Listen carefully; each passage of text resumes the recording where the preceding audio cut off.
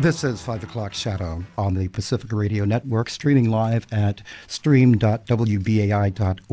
We are very happy to have with us live today nuclear expert, nuclear engineer, plant operator, and expert witness, Arnie Gundersen of Fairewinds Associates. And today we're going to do a roundup of some of the clear and present dangers of nuclear facilities in the United States of America. We'll also have a roundup of what is happening with the doomed nuclear plant complex in Japan known as Fukushima. Welcome back, Arnie. Hi, Robert. Thanks for having me. And I'd like to congratulate you on your recent trip and tour and press conference in Japan with the release of your new book on the real dangers of Fukushima. How did that go? Well, the tour was terrific. It was the Japanese are such wonderful people. It started with a two-hour presentation at the Japanese Press Club, and I did get to visit a nuclear plant, not Fukushima, but Homolka, which is I'll tell you, the visitor center was gorgeous. They had to spend $100 million on their visitor center to promote nuclear power. Well, that is not the only place where there are the dangers of cracked containments, the dangers of inadvertent release of radioactive materials, and insufficient planning for various emergencies that may occur. And we've not had as much of a chance to speak about the domestic dangers. And around this time, nearly a year ago, we were speaking about Fort Calhoun in Omaha and the risks that plant posed in the face of what last year was a record level of flooding. And the plant almost got flooded, and in fact there was seepage of water into the basement. But apparently that is not the only problem with the facilities in Nebraska. Among the problems that we are aware of is that there has been a failure or an incomplete maintenance or upkeep of the siren and warning facilities and other dangers, but that may be the least of it. What is the latest you know about Nebraska, Arnie? Yeah, it's a long litany. Yes, we were on about a year ago talking about the floods, and well, let's give the NRC one pat on the back before we lower our aim a little lower. But they did, back in 2009, they did force Fort Calhoun to do some flood enhancements. Had they not done that, the plant likely would have melted down. So I think the NRC's was proactive in forcing Fort Calhoun to do some work back in 2009. Okay, so now let's aim a little lower. While the plant was flooded, there were leaks through penetrations, which we were unaware of last year. It had to be, but the basement areas were taking in water. But I think you'll recall we had a long discussion about the fire. They had a fire that knocked out the spent fuel pool cooling for 90 minutes. Just this week, they got a red finding, and that's as bad as it gets, short of shutting a plant down. And as a result of the fire. By the way, the NRC has only shut one plant down in 30 years, and that was because the resident inspector walked in and found the 5 operators asleep in the control room at the same time. So I don't think Fort Calhoun's going to get shut down for a mere fire. They, but in addition to the fire knocking out the spent fuel pool cooling, the NRC determined that had there been an accident going on, it would have knocked out the accident cooling as well. And that's just part of this big puzzle. The red finding was specifically aimed at that. But now Fort Calhoun's been down for more than a year, and it's got management problems, severe management problems that have not been identified by the NRC over the last year or two, and it's not been identified by INPO, which is the Institute for Nuclear Preparedness, the industry's watchdog group. So, the question is, how could it get this bad with all that oversight? We've got NRC inspectors, we've got INPO inspectors, we've got people in the plant, and it looks like they'll be down for at least 18 months when they shake out their management problems, the fire. There's a litany of problems there, in addition to the fact that the plant flooded and the foundations got soggy. Arnie Gundersen, One of the characteristics of nuclear plants is that they need millions and millions of gallons of water per day in order to maintain cooling. And the cooling mechanism of the Fort Calhoun and the other plant in Nebraska, they're on the Missouri River. Mm-hmm. And can you tell us what parameters there are of possible radiation release into the river? Well, we talked about that last year, and I kept saying, forget the containment, forget the big building. Look at the little building on the water, which was completely surrounded by water. And it's interesting. In the last year, the NRC has finally recognized that that is likely the single biggest weakness in any nuclear plant, and that's the intake structure. And within the intake structure is something called the surface water pumps. And they're the thing that actually cool the diesels, and they cool the nuclear core, and they're sitting right on the water with no protection whatsoever. So we call it the loss of the ultimate heat sink, and the emphasis is on ultimate. This, if you lose it, there is no alternative. We had an example last summer where a Norwegian sailboat sailed into Boston Harbor. Its motor failed, and the crew saw these lights on the horizon. It was at night. And they floated over and dropped anchor. And in the morning, when the sun came up, they realized they were 30 feet away from the intake structure at the Pilgrim nuclear plant. And the guards realized that, oh, my God, we've got this huge boat 30 feet away from our intake structure. If instead of law-abiding Norwegians, we had Tim McVeigh in that sailboat, we likely would have had a loss of the ultimate heat sink. Because those structures, whether through an act of terror or an act of God, are the most vulnerable part of a nuclear plant. The operation of a nuclear power plant is so dependent on the cooling and emergency core cooling system and the spent fuel storage cooling system. It's almost like a blowtorch with the batteries not included for the safety system, because of the possibility of the failure. A nuclear plant actually has to subscribe to electricity from somewhere else or depend on emergency generators. Can you tell us how that vulnerability touches all nuclear power plants, not to mention the possibility of solar storm outages? Well, there's a euphemism in the nuclear industry that there's been a safe shutdown. And routinely when a plant shuts down, you'll hear the NRC say that the plant is safely shut down. What that means is the control rods fall in and the chain reaction stops. But that doesn't mean that the heat stops, and that's where there's the rub. Because the chain reaction has gone on, now instead of a uranium atom, you've got pieces that are also radioactive. And as they decay away, they give off a lot of heat. At the beginning, almost 8%, and then gradually over time down to 1% and less. But they have to be cooled even after the chain reaction stops. And, of course, that's what happened at Fukushima. It was that even though the reactor scrammed, we're certain that the control rods fell in, they still had to be cooled externally. And they have to be cooled for years, at least 4 or 5 years before you can basically assume that they can be cooled in air. So, the euphemism of a safe shutdown just means that 95% of the heat is dissipated. But, let's look at a plant like Indian Point, which has more than 3.5 million horsepower inside this little containment. Well, 5% of that is still an awful lot of horses. I'm doing quick math in my head here, but 200,000 horses inside that little building that have to be cooled, and that's where the weakness is removing that heat for an extended period of time, not just an hour or two, but for days and years.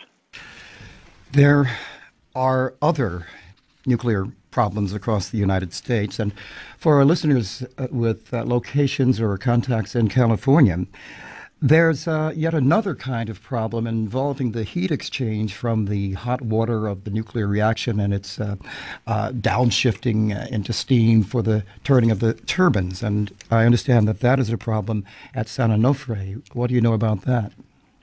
The San Onofre plants are started up in 83 and 84, And over time, the heat exchangers called steam generators began to break, and that has become sort of the rule in this industry.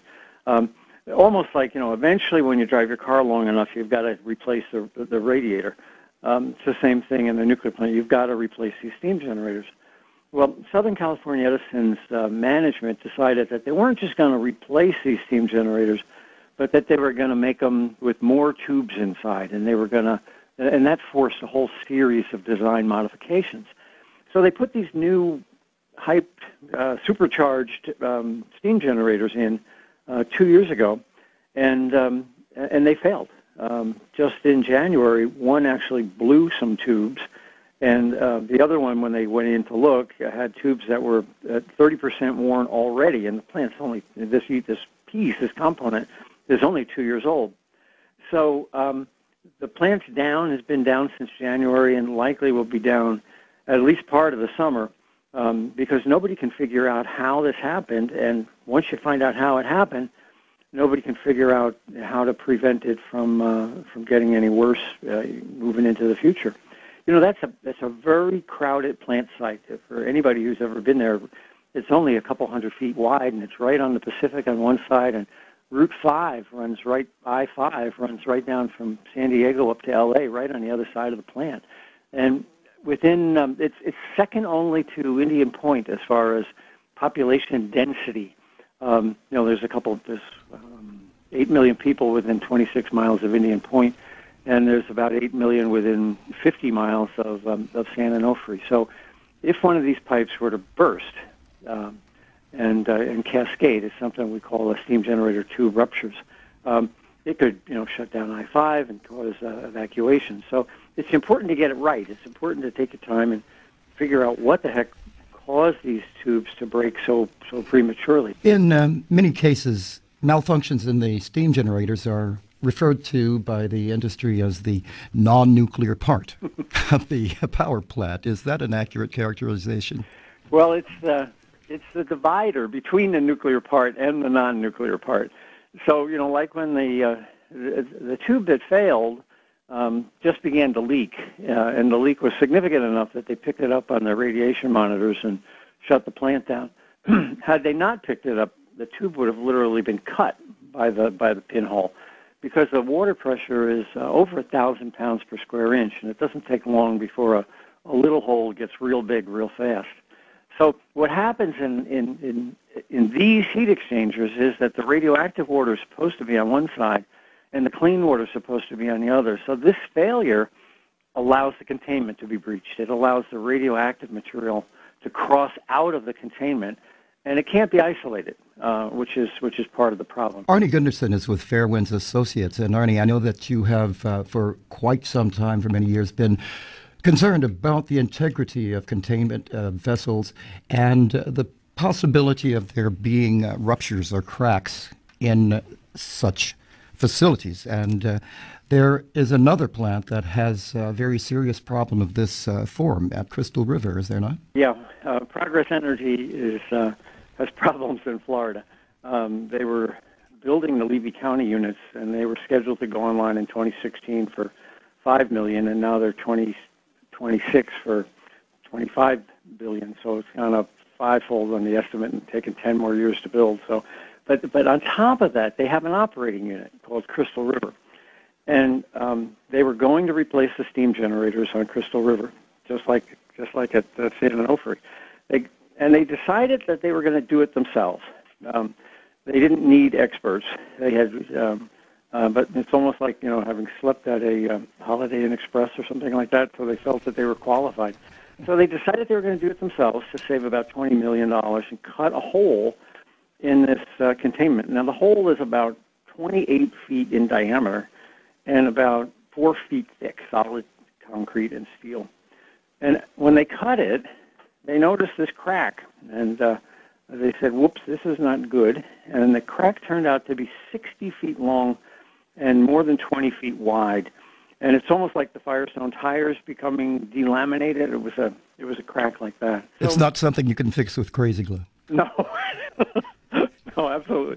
So this is in 2009. And now, about 18 months later, they brought in every expert under the sun, and they tried to fix it with crazy glue. They made repairs to the crack, and then they started to tighten it back up, and it cracked somewhere else. And then they said, oh, my God, and they had to shut down again. And while they were shut down again, it cracked in a third place. So it looks like they'll be down for 5 years at least before they fix these cracks. And the question is, why don't they just knock it down and start fresh? And the problem is if the building is still there and you try to put the crazy glue on while the building's still there, the NRC will protect you and you don't have to go out for a new license. But if they knock the building down and start fresh, at that point the NRC starts the licensing clock up again, and they are terrified to try to relicense the plant. So it's 33 or 34 years old. Will be shut down for 5 years, and it's already applying for a 20-year license extension. But the people getting rich right now are the lawyers, because there's enormous damage claims. Crystal River is saying, well, it's an act of God, and we couldn't have foreseen this crack. And they're trying to go after their insurance carrier for $2 billion to repair it. So to save $20 million, it's cost somebody, likely the ratepayers in Florida, $2 billion to fix it. One could say that nuclear is whack because of reactors on crack, but we won't.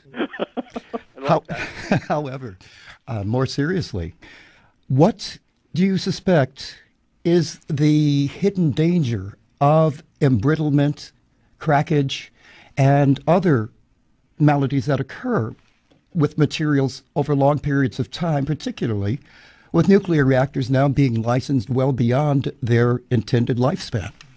Boy, that's a great question.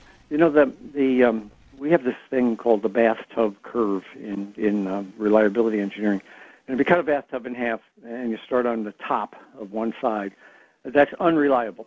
When you get something new, it's unreliable. But very quickly, it becomes very reliable. A new car or whatever, you shake the bugs out in a month or two. So now you're down at the bottom of the bathtub. And you go a long time on a nice flat bottom of the bathtub. But eventually you hit the other side and you gradually start to go up the bathtub curve again. And that's an aging phenomenon. It's actually a technical term, the bathtub curve, and it's an aging phenomenon. And the nuclear industry seems to forget that. The average nuclear plant in America now is more than 30 years old, and they were only designed for 40. So what they're suggesting is that, well, we can just kind of cut this bathtub in half and make it a little longer, and it'll be reliable for a longer period of time. But we're not seeing that. We're seeing these old plants break more frequently. Here in Vermont Yankee just sprung 5 leaks in a condenser just yesterday. It turned 40 last month, and then on 40 and 1 month later, it's got condenser leaks. Oyster Creek down in New Jersey to the south of you, when it turned 40, it sprung leaks. We seem to forget, or choose to forget, that as things get old, they break more frequently. And yet the nuclear engineers who operate these plants seem to think they can avoid a fact of nature. They can avoid the bathtub curve. Sooner or later, you got to hit that other wall and start going back up the unreliability curve. And I think as a nation, we're hitting that. We had a whole bunch more NRC teams that went out in the field last year than in the years past. And they're all aging-related problems. And the NRC saying, why is this happening? And they won't ask the question, they won't phrase the question in a way that they get the answer back. My God, these plants are getting old. We should expect it to happen. To round out our domestic United States roundup of nuclear plant operational hazards, what is the latest up in your neck of the woods with Vermont Yankee, the reactor that is modeled after the Fukushima ones? Well, the legislature voted to shut it down, and Entergy sued in federal court, claiming that federal preemption laws applied. And there are federal preemption laws. The state cannot shut a nuclear plant down on safety reasons. Now, I was on the panel that recommended, that was chartered by the state of Vermont to look at this, and we were not allowed to look at safety. We were allowed to look only at reliability. And in fact, we determined things like this condenser were going to leak. We were sure of it, and it was going to be less reliable. But the federal judge turned it on its head, and he said, no, reliability was a code word. a secret code word. Everybody in Vermont was speaking the secret code, and that really, when we talked about reliability, we were talking about safety, which was precluded. Now, there's all sorts of important national issues here about what legislatures can talk about that can be overridden by a judge. It was clear the legislature wrote into the law reliability, and the judge is now saying, well, I don't care what you wrote. I believe you meant safety. So it's on appeal. The state of Vermont is appealing, and Entergy is also appealing. They don't think the decision went far enough. Meanwhile, Vermont Yankee turned 40 on March 22nd and continues to operate and will likely for years. You know, you can hire a lot of lawyers for probably the hundreds of millions of dollars it would take to repair that plant. So my guess is it'll be tied up in litigation and continuing to operate for 3 or 4 years, and at which point Entergy will have made hundreds of millions of more, even after you deduct out the lawyer's fees. So it's unfortunate. I think the will of the people of the state of Vermont has been overridden by a federal judge. And now it's down in your neck of the woods. The New York Circuit Court is going to be hearing the case. We're speaking with Arnie Gundersen of Fairewinds Associates. And Arnie, to round out our discussion today, it seems that in Japan, that there are odd circumstances at the even-numbered reactors, in particular Units 2 and 4. There are continuing concerns about the structural stability of the spent fuel tank in Unit 4, and I'm hearing that there are problems with the radiation levels in Unit number 2. Can you speak to those and, in fact, the overall condition of Fukushima? Let's start with Unit 2. Unit 2 is the one that appears to be intact. It's got the box that's still intact around it. In fact, it had a meltdown, and in fact, it burst the containment, but they stayed inside the box as opposed to blowing the box to smithereens. And what TEPCO was able to do was to get a crew in there and push a camera with a radiation detector down, not into the nuclear reactor, but inside the containment. And they had thought that there would be between 30 and 35 feet of water inside the containment, which would have been a good thing because it would have meant there's enough water to cool and to shield the core so that people could eventually get inside the containment. Well, they got to the 30-foot level and there was no water. They got to the 20-foot level, the 10-foot level. They got down to 2 feet and they found water. So essentially the containment is leaking like a sieve, and whatever they're pouring in the top is running out the bottom, and the exposure levels were astronomical, 7,000 rem per hour. Now, you die after 1,000. So if you were in there for on the order of 10 minutes, you would immediately die. Not some long-term thing, but you would immediately die. Those radiation fields are comparable to what we see in space, and electronics in space gets fried. So now the question is, well, we can't send a person in, and likely we won't be able to send robots in either because the radiation fields are so bad. So Unit 2, no one knows how they're ever going to remove the fuel in my lifetime, and likely for 50, 60, 70 years until eventually some of this radiation decays away. Now, and that's the good news. Unit 1 and Unit 3 they can't get into because they're even worse. So moving on to Unit 4, Unit 4 didn't have any fuel in the reactor, and it blew up for, there's still a scientific debate about why it blew up, but it blew up. And all of the nuclear cores in the fuel pool in the building is structurally severely damaged. Tokyo Electric went in, and one of the very first things they did back last summer when radiation levels were incredibly high was that they put jacks in underneath the pool floor because they were so worried about it cracking. The concern is you've got to get that fuel out. There's enough fuel there. If the pool were to break from a seismic event, or if the building were to topple from a seismic event, Brookhaven National Labs did a study, almost the identical reactor, and they determined that a fuel pool fire would ensue because the fuel remains physically hot, and that the fire would kill tens of thousands of people within a 50-mile range. So it's the kind of accident, if it were to happen, if there were to be a seismic event that either damaged the pool, even more than it's already damaged, or toppled the building, that's like a Richter 7 or a Richter 7.5, something like that. if that event occurred, we're right back to March of last year. It's you consider about evacuating Tokyo, it's going to be that bad. What about the Humpty Dumpty tank in Unit 4? I don't think Tokyo Electric has enough money to tackle the problems that it's facing. That's exactly the problem. The spent fuel pool is elevated in a building that some people say is structurally unsound and perhaps even slightly off the vertical. Yes, and all the King's horses and all the King's men. If it falls off that wall, it will crack and the fuel will be exposed to air.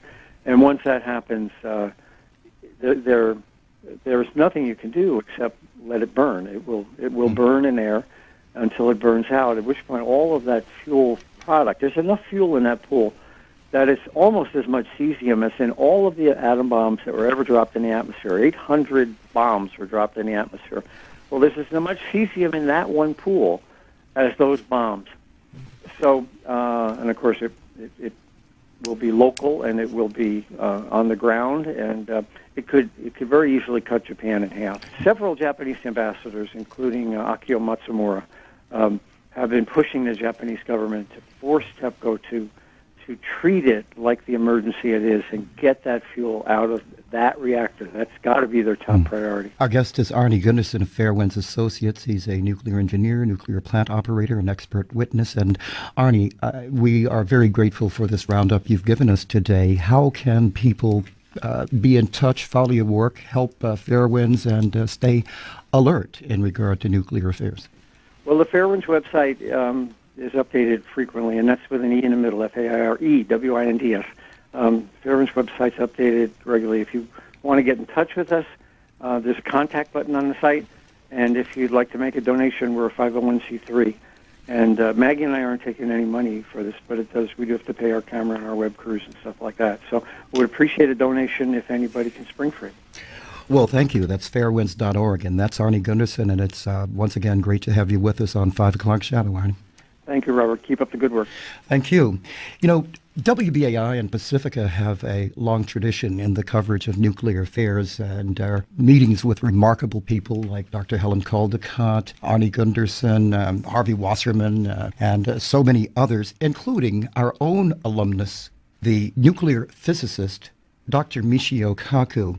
And WBAI has on deck a remarkable event that we're asking you to come join us for an extraordinary evening of not only nuclear issues, but wider issues of science, space, and technology from one of the most brilliant people on this planet, Dr. Michio Kaku. We'd like for you to join the Shadow Crew and all of the staff at WBAI at this event on May 7th at the Ethical Culture Society, and here are the details on how you can and should be there. Now, I'm a physicist. We invented the transistor. We helped to invent the first computer. We also invented television. We invented radio. You name it, there was a physicist there. And now we are inventing the 21st century. On Monday, May 7th, Dr. Michio Kaku, the host of Explorations on Saturdays at 2, will be having a fundraising event for WBAI, where he will be talking about his New York Times best-selling book, Physics of the Future. There will be a reception facilitated by Robert Knight from 6 to 7 p.m., followed by a lecture and a book signing from 7 to 10 p.m. New York Society for Ethical Culture is located at 2 West 64th Street at Central Park West. For more information, go to WBAI.org. You have been listening to 5 O'Clock Shadow on the Pacifica Radio Network, with engineering by Michael G. Haskins and production with Thiago Barroso. If you have tips, comments, queries, suggestions, or questions, do drop us an email at theshadow, THESHADOW, at WBAI.org. And for 5 O'Clock Shadow, I'm Robert Knight in New York.